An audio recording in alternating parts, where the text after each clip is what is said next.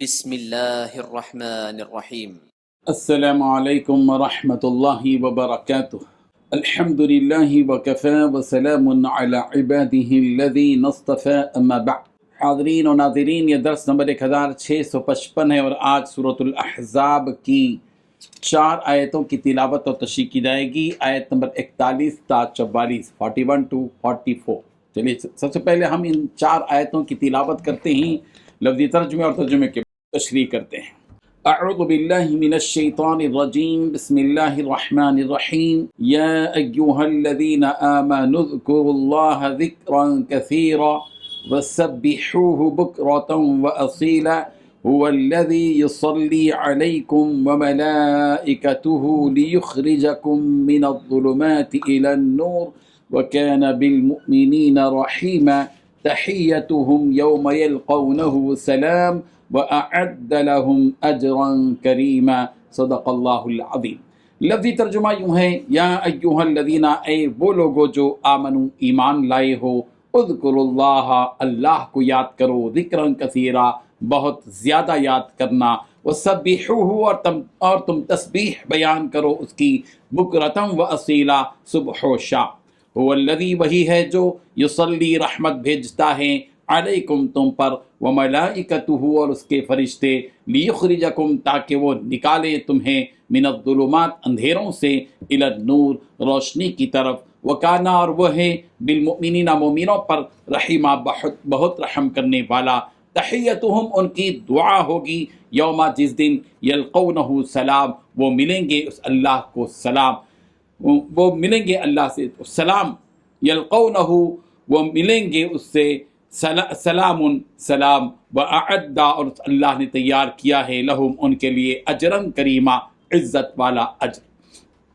ترجمہ یوں ہے، اے اہل ایمان، اللہ کا بہت ذکر کیا کرو اور صبح و شام اس کی پاکی بیان کرتے رہو، وہی تو ہے جو تم پر رحمت بھیجتا ہے اور اس کے فرشتے بھی، تاکہ تم کو اندھیروں سے نکال کر روشنی کی طرف لے جائے، اور اللہ مومنوں پر مہربان ہے۔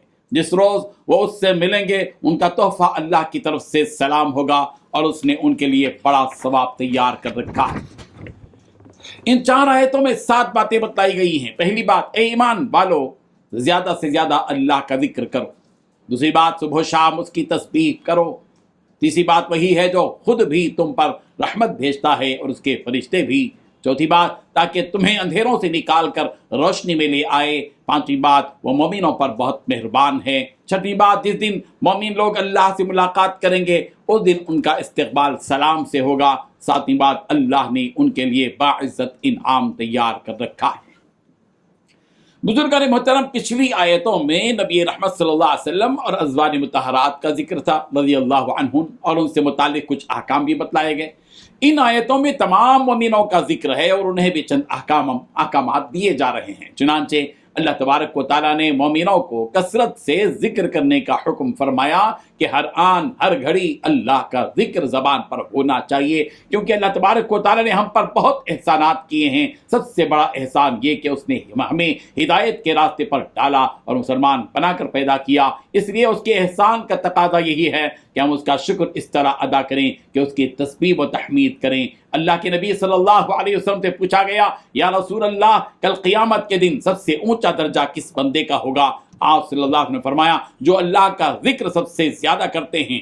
ابو سعید خدری رضی اللہ عنہ کہتے ہیں کہ میں نے نبی رحمت صلی اللہ علیہ وسلم سے کہا کہ یا رسول اللہ، اللہ کے راستے میں جہاد کرنے والے کا کیا مقام ہے؟ آپ صلی اللہ علیہ وسلم نے فرمایا، اگر وہ اپنی تلوار لے کر کفار و مشرکین میں گھس جائے اور ان سے لڑتے لڑتے اس کی تلوار ٹوٹ جائے اور وہ خون سے رنگ جائے، تب بھی ذکر کرنے والے کا مقام اس سے اونچا ہی رہے گا۔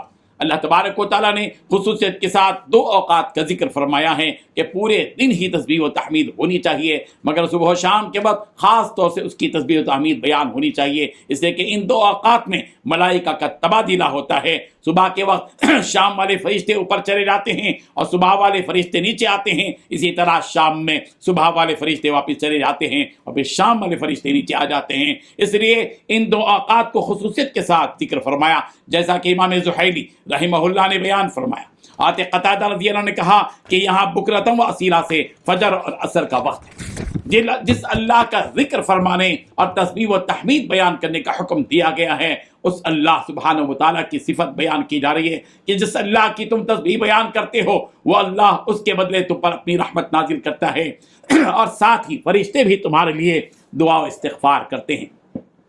یعنی تمہارے ذکر کرنے کا تمہیں دگنا فائدہ مل رہا ہے۔ ایک یہ کہ تمہارے ذکر کے بدلے اللہ تعالیٰ تم پر اپنی رحمت بھیجتا ہے، اور دوسرا یہ کہ ملائکہ بھی تمہارے لیے دعا اور استغفار کرتے ہیں۔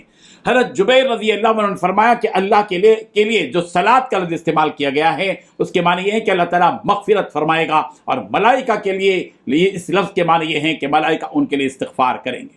اس آیت کے شان نزول کے سلسلے میں روایت ہے کہ جب ان اللہ و ملائکتہ یصلون علی النبی نازل ہوئی تو حضرت ابوبکر صدیق نے رسول اللہ صلی اللہ علیہ وسلم سے فرمایا، یا رسول اللہ، جب کبھی اللہ تعالیٰ کوئی خیر آپ پر نازل فرماتا ہے تو اس میں ہمیں بھی شریک کرتا ہے، لیکن ان آیتوں میں اس نے ہمیں شریک نہیں کیا، اس لیے کہ اللہ تعالیٰ فرما رہے ہیں کہ بے شک اللہ اور اس کے فرشتے نبی پر صلوات بھیجتے ہیں۔ تو اس وقت یہ آیت نازل ہوئی، هو الذی یصلی علیکم، وہی ہے وہ اللہ جو تم پر بھی رحمت بھیجتا ہے، اس کے فرشتے بھی۔ اللہ تعالیٰ فرما رہے ہیں کہ اس ذکر و اذکار اور ملائکہ کی دعا کا سبب یہ ہے کہ تم گمراہی کے اندھیروں سے نکل کر ایمان کی روشنی کی طرف آؤ گے، جس سے تمہاری دنیا اور آخرت دونوں روشن ہو جائیں گے۔ اور اللہ تعالیٰ تو مومن بندوں پر بہت مہربان و رحیم ہے کہ وہ انہیں دوزخ کے عذاب سے بچا لیں گے، جبکہ وہ اللہ کے مطیع و فرمانبردار ہوں گے۔ اور جب یہ مومن اس دنیا کو الوداع کہہ کر اللہ کے پاس جنت میں جانے لگیں گے تو فرشتے ان کا استقبال کرتے ہوئے انہیں سلام کہیں گے، یعنی تم پر سلامتی ہو، آؤ جنت میں داخل ہو جاؤ، جہاں اللہ تبارک و تعالیٰ نے تمہارے اعمال کے بدلے بہت سارے انعامات تیار کر رکھے ہیں۔ آیت تحیتہم یوم یلقون السلام کی تفسیر میں چند روایتیں ہیں کہ برا بن عازب رضی اللہ عنہ نے بیان کیا کہ جس دن مومنوں کی ملاقات ملک الموت یعنی روح نکالنے والے فرشتے سے ہوگی تو کوئی مومن ایسا نہیں ہوگا کہ جس کی روح نکالتے وقت ملائکہ نے اسے سلام نہ کیا ہو۔ اور حضرت مسعود رضی اللہ عنہ سے مروی ہے کہ جب ملک الموت مومن کی روح قبض کرنے آتے ہیں تو کہتے ہیں کہ آپ کو رب نے سلام بھیجا ہے۔ اللہ تبارک و تعالی ہم سب کو اس قابل بنا دے کہ ہم بھی اللہ کے سلام کے لینے والے بن جائیں۔ آمین۔ وآخر دعوانا ان الحمد للہ رب العالمین۔